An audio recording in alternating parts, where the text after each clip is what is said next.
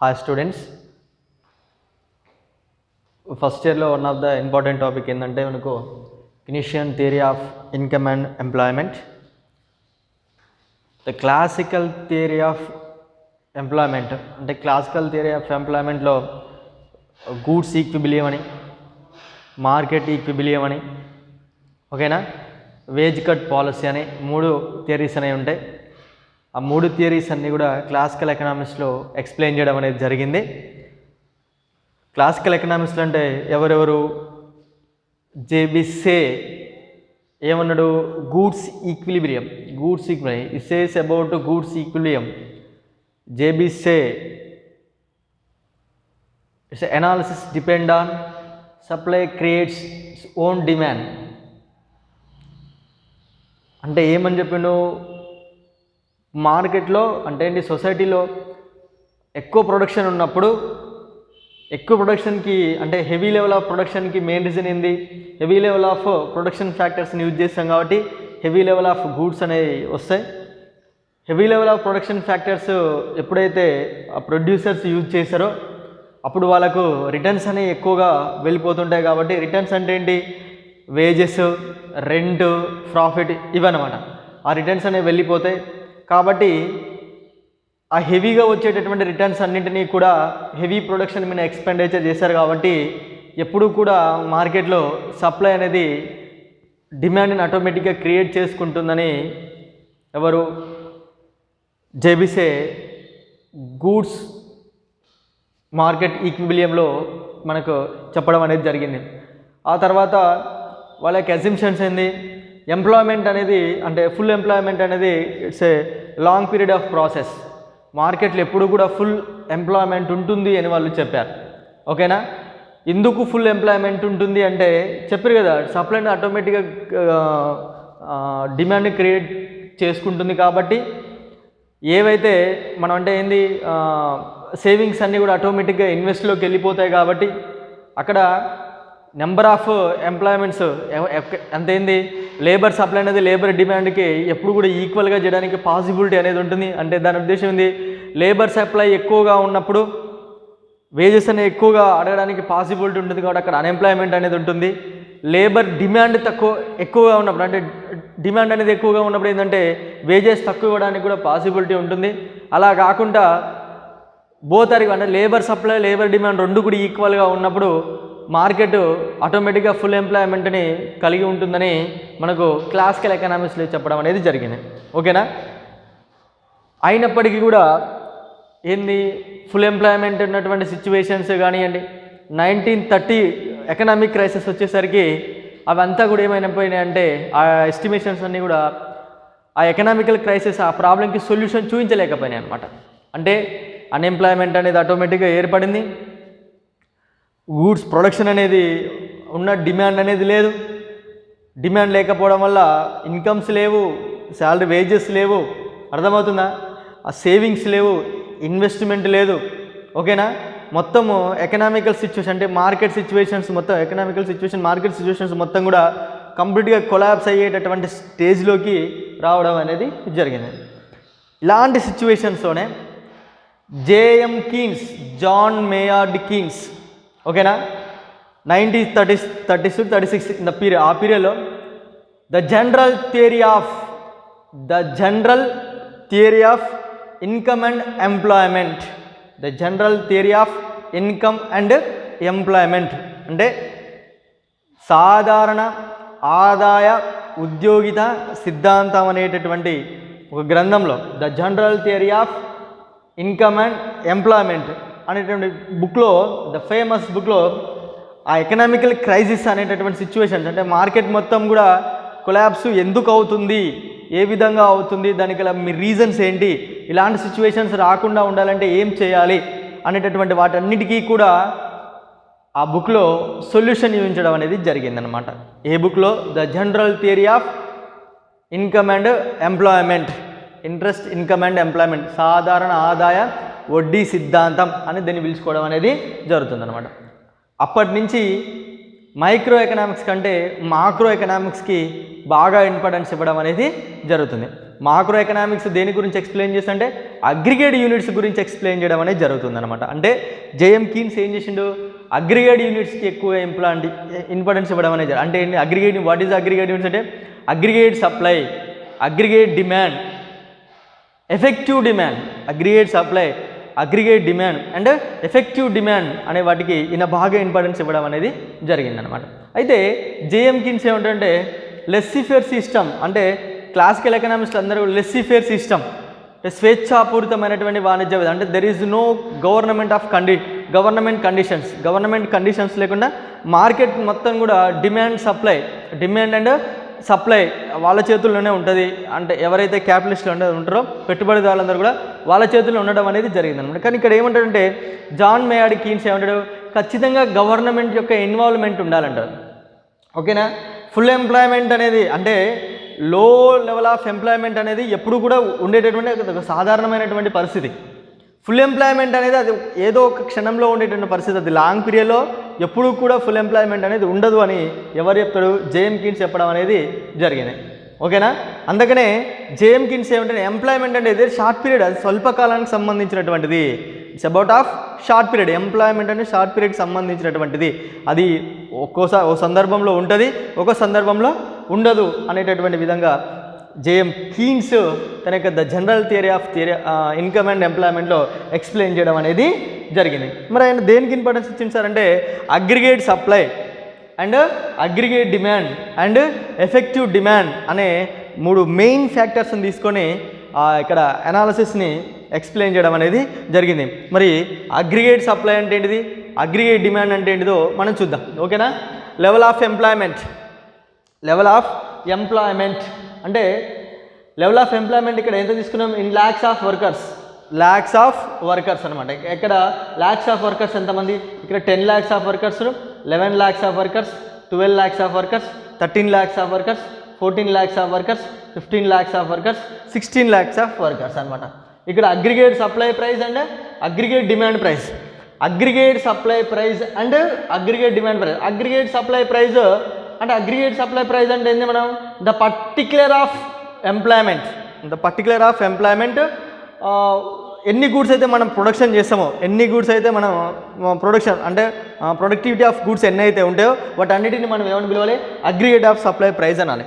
ఎన్ని గూడ్స్ అయితే అంటే ఎన్ని వస్తువులు అయితే మనం తయారు చేసినామో ఆ వస్తువులను మనం ఏమనాలి, ఇక్కడ అగ్రిగేట్ సప్లై అని పిలవాలి.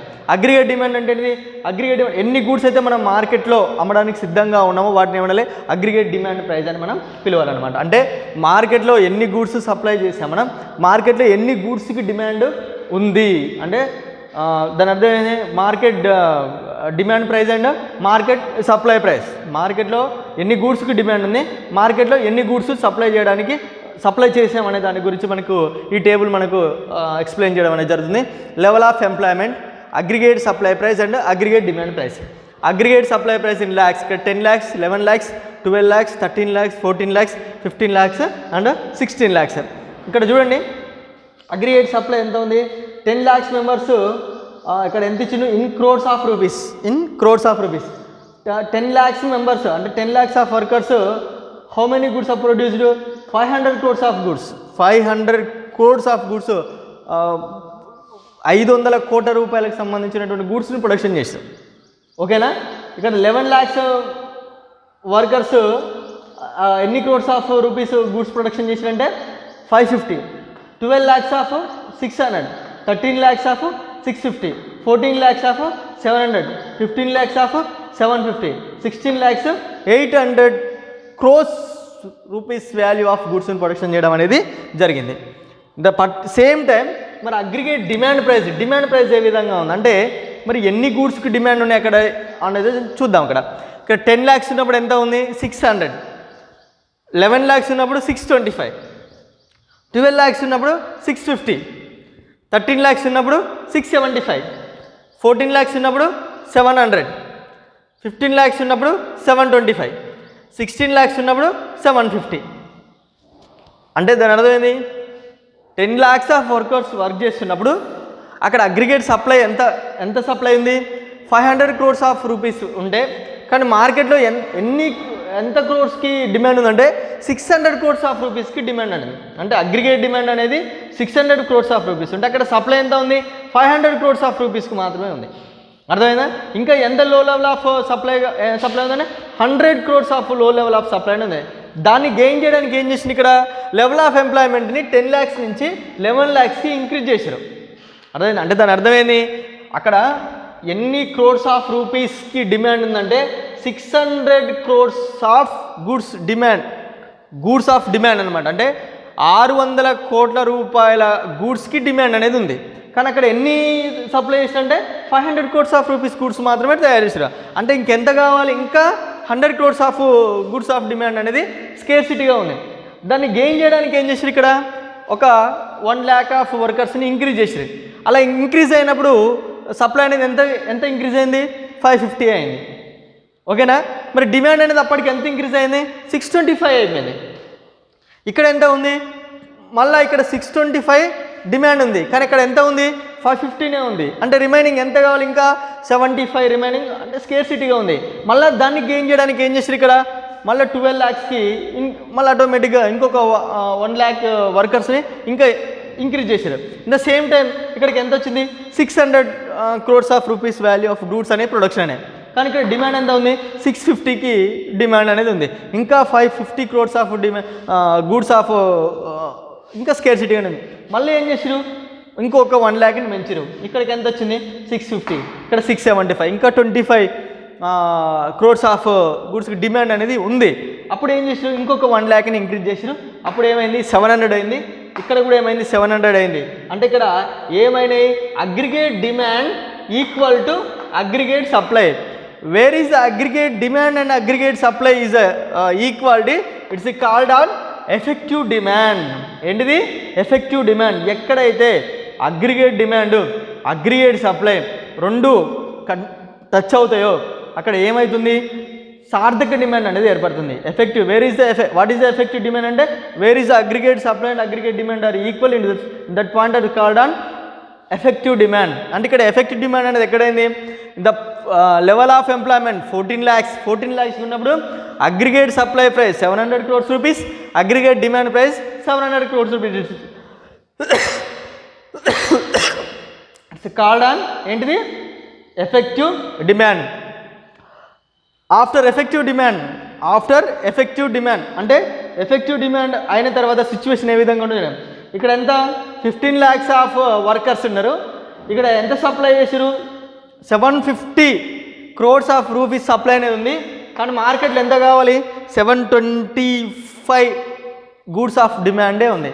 కానీ మార్కెట్లో సప్లై ఎంత ఉంది 750 సప్లై ఉంది. అంటే ఇక్కడ ఏమైంది అన్నట్టు, డిమాండ్ కంటే సప్లై అనేది ఎక్కువగా ఉంది. ఎప్పుడు ఎఫెక్టివ్ డిమాండ్ తర్వాత, అంటే AD is equal to AS అయిపోయిన తర్వాత డిమాండ్ కంటే సప్లై ఎక్కువగా ఉంది. AD is equal to AS before ఏ విధంగా ఉంది, సప్లై తక్కువగా ఉంది, డిమాండ్ ఎక్కువ ఉంది. ఈ 2 పాయింట్స్ మీరు అబ్జర్వ్ చేయాలి. ఇక్కడికి వచ్చే వరకు ఏమైంది 16 lakhs, ఇక్కడ ఎంత ఉంది 800, ఇక్కడ ఎంత ఉంది 750. ఓకేనా? అంటే ఇక్కడికి వచ్చేసరికి ఇంకెంత ఉంది 50 crores ఆఫ్ రూపీస్ డిమాండ్ ఉంది. కానీ ఇక్కడ ఏంది లో లెవెల్గా సప్లై, అంటే ఏంది 50 crores ఆఫ్ సప్లై అనేది ఎక్కువగా ఉంది, కానీ డిమాండ్ మాత్రం తక్కువగా ఉంది. అంటే ఇక్కడ సిచ్యువేషన్ ఏంది, ఎక్కడైతే AD is equal to ace అవుతుందో అక్కడ ఎఫెక్టివ్ డిమాండ్ అనేది ఏర్పడుతుంది. చూడండి ఇక్కడ గ్రాఫ్లో మనం ఏం చేసినాం, aggregate supply price, aggregate demand price ఎక్కడ తీసుకున్నాం, ఓవై యాక్సిస్ మీద తీసుకున్నాం. ఇక్కడ ఓఎక్స్ యాక్సిస్ మీద ఏం తీసుకున్నాం, ఎంప్లాయ్మెంట్ అని తీసుకున్నాం. ఇది ఏంటిదంటే aggregate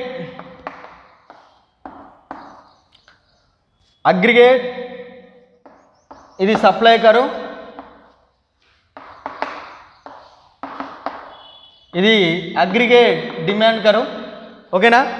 aggregate supply curve, aggregate demand curve both are touch and point of E. ఇక్కడ ఎంత ఉంది N1 లెవెల్ ఆఫ్ ఎంప్లాయ్మెంట్ ఉంది, ఇక్కడ రెండు టచ్ అయినాయి. కానీ ఇక్కడ ఫుల్ ఎంప్లాయ్మెంట్ ఉందా అంటే ఫుల్ ఎంప్లాయ్మెంట్ లేదు. ఎందుకు లేదు సార్ అంటే అక్కడ ఇంకా ఏంటిది ఫ్యాక్టర్స్ అనేటువంటి వాళ్ళు అవైలబిలిటీగా ఉన్నారు. మార్కెట్లో డిమాండ్ అనేది ఉంది కాబట్టి వాళ్ళందరినీ ఇంకొంతమందికి ఎంప్లాయ్మెంట్ కల్పించాలి. కల్పిస్తే ఏమైతే సార్ అంటే గూడ్స్ ఆఫ్ ప్రొడక్షన్ అనేది ఇంక్రీజ్ అవుతుంది. ఇంక్రీజ్ అయిన తర్వాత AD is equal to AS అంటే డిమాండ్కి కావాల్సినటువంటి సప్లైని చేయడానికి పాసిబిలిటీ ఉంటుంది కాబట్టి ఏం చేసిరు మళ్ళీ ఆ లెవెల్ని ఎక్కడి దాకా పెంచరు ఇదేమో ఏడి రేఖ ఇదేమో ఏఎస్ రేఖ మళ్ళీ ఇక్కడ E2 అనేది ఏర్పడింది ఏం ఏర్పడింది E2 ఏ D1 ఏ D2 ఏ D3 అంటే ఏం చేసిండు ఇక్కడ డిమాండ్ని ఏం చేసిండు డిమాండ్ కావాల్సినటువంటి సప్లైని ఏం చేసిండు ఇంక్రీజ్ చేసుకుంటూ వెళ్ళడం అనేది జరిగింది ఇక్కడ ఏ D1 ఇక్కడ ఏ D2 ఇక్కడ ఏ D3 ఇక్కడ ఈ అనే బిందువు వద్ద ఒక level of AD is equal to AS అయితే ఇక్కడ చూడండి ఇంకో లెవెల్లో ఇక్కడ E2 దగ్గర బోతారు అంటే AD is equal to AS రెండు టచ్ కావడం అనేది జరిగింది అక్కడ ఎంప్లాయ్మెంట్ అంట ఎన్ఎఫ్ లెవెల్లో ఎంప్లాయ్మెంట్ ఉండడం అనేది జరిగింది ఏడి దగ్గర సి ప్లస్ ఐ అంటే ఏంటిది కన్జంప్షన్ అండ్ ఇన్వెస్ట్మెంట్ కన్జంప్షన్ వినియోగం అండ్ ఇన్వెస్ట్మెంట్ పెట్టుబడి ఇక్కడ ఏంది కన్జంప్షన్ ప్లస్ ఇన్వెస్ట్మెంట్ అంటే G government expenditure government involve అయ్యింది గవర్నమెంట్ ఇన్వాల్వ్ అయ్యి కొంత సపోర్టెడ్గా ఇన్వెస్ట్మెంట్ పెట్టడం వల్ల ఇక్కడ E2 లెవెల్లో ఏంది ఫుల్ ఎంప్లాయ్మెంట్ అంటే సంపూర్ణ ఉద్యోగిత అనేది అక్కడ ఏర్పడడం అనేది జరిగింది ఇంకా ఆ తర్వాత అలానే కంటిన్యూ చేసినట్టయితే ఇక్కడ కూడా ఏంటిది E3 అనేటటువంటి ఒక పాయింట్ మళ్ళీ ఏడి ఈక్వల్ కావడం అనేది జరుగుతుంది కానీ ఇక్కడికి వచ్చేసరికి ఏంది సప్లై అనేది ఎక్కువగా ఉండడం డిమాండ్ అనేది తక్కువగా ఉండడం వల్ల అక్కడ ఇన్ఫ్లేషన్ గ్యాప్ ఏర్పడడానికి అవకాశం అనేది ఉంటుంది అర్థమైందా ఇది కీన్సెల్ theory of income and employment theory అంటే దాని అర్థం ఏంటంటే మార్కెట్లో డిమాండ్ని బేస్ చేసుకొని సప్లైని బేస్ చేసుకొని డిమాండ్ అంటే మార్కెట్లో ఉన్నటువంటి సిచ్యువేషన్స్ని బేస్ చేసుకునే మనం గూడ్స్ని ప్రొడక్షన్ చేసుకోవాలి విపరీతవంతమైనటువంటి గూడ్స్ని ప్రొడక్షన్ చేసుకొని పెట్టుకున్నట్లయితే మార్కెట్లో డిమాండ్ లేకుండా ఉన్నట్లయితే ఆ డిమాండ్ లేకపోవడం వల్ల ఎవరైతే క్యాపిటలిస్ట్ ఓనర్స్ ఎవరైతే వాళ్ళకి ఇన్కమ్స్ అనేవి రాకపోవడం వల్ల ఎంప్లాయ్మెంట్ చాలామంది ఎంప్లాయ్మెంట్కి వేజెస్ ఇవ్వలేక వాళ్ళందరినీ తీసేయడం అనేది జరుగుతుంది వాళ్ళకి ఇన్కమ్స్ అనేవి ఉండవు ఇన్కమ్స్ అనేవి లేవు కాబట్టి పర్చేసింగ్ పవర్ అనేది ఉండదు వాళ్ళకు ఏ గూడ్స్ని కానీ డిమాండ్ చేయలేరు డిమాండ్ అనేది లేకపోవడం వల్ల అక్కడ సేవింగ్స్ అనేవి ఉండవు ఇన్వెస్ట్మెంట్ అనేది ఉండదు అలాంటి సిచ్యువేషన్స్లో ఎకనామిక్ సిచ్యువేషన్స్ మొత్తం కంప్లీట్గా ఏమవుతుంది ఫాలో అయ్యే అంటే ఎకనామిక్ క్రైసిస్లోకి ఏర్పడేటటువంటి సందర్భం ఉంటుంది అందుకనే ఆ సిచ్యువేషన్ని కంట్రోల్ చేయాల్సినటువంటి రెస్పాన్సిబిలిటీ ఎవరు ఉండాలి అంటే ఖచ్చితంగా గవర్నమెంట్ ఇన్వాల్వ్మెంట్ ఉండాలని ఎవరు చెప్తారు కీన్స్ తన థియరీ ఆఫ్ ఇన్కమ్ ఎంప్లాయ్మెంట్ చెప్పడం అనేది జరిగింది అలా ఉండడం వల్ల ఏమవుతుందంటే డిమాండ్ ఉన్నంత వరకు సప్లైని ఇంక్రీజ్ చేసినట్లయితే మార్కెట్లో మంచి సిచ్యువేషన్ ఉండడానికి అవకాశం ఉంటుంది అని కీన్స్ తన థియరీ ఆఫ్ ఎంప్లాయ్మెంట్ చెప్పడం అనేది జరిగింది ఓకేనా నెక్స్ట్ క్లాస్లో ఇంకో టాపిక్ గురించి డిస్కషన్ చేద్దాం